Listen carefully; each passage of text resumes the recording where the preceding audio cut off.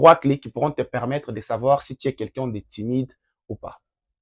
Aujourd'hui, la timidité est beaucoup plus confondue à l'inaction et la lâcheté. Les personnes timides sont parfois un peu lâches, mais pas nécessairement. La timidité, c'est quelque chose qui dépend tout d'abord de l'état psychologique de quelqu'un.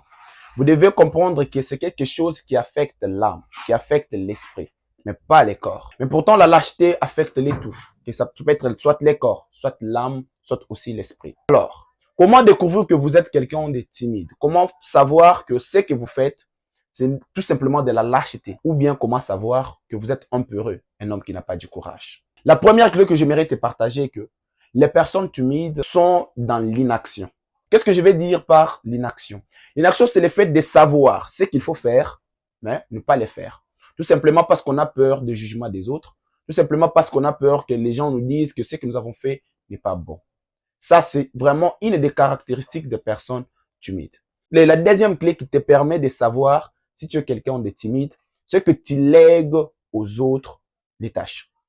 Léguer aux autres les tâches, c'est pas dans le cadre d'évoluer, mais dans le cadre de tout simplement t'échapper. Trouver un bouc émissaire pour ne pas assumer tes propres choix.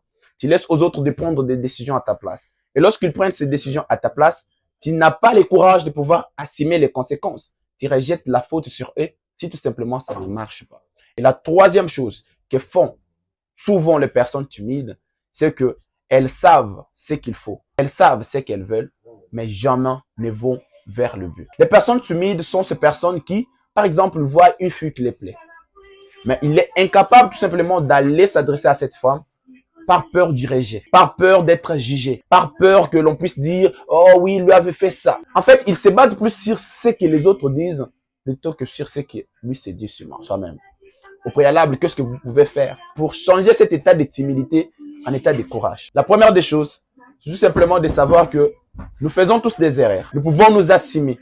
Nous avons nos défauts, mais il faut se lancer. Il ne faut jamais rester toujours dans cet état dans votre zone de confort pour vous dire, moi, je suis bien ici, je peux pas faire ça. Saisissez les opportunités et avancez. Et la deuxième des choses que vous devez comprendre est que dans ce monde, tous nous avons peur. Tous, parfois, nous avons de l'inaction. Même le plus courageux, même le brave héros, quand on leur posait la question, quand tu pars combattre, as-tu peur? Il disait toujours, j'ai peur. Mais cela ne faisait pas qu'il soit faible, plutôt allais-je dire.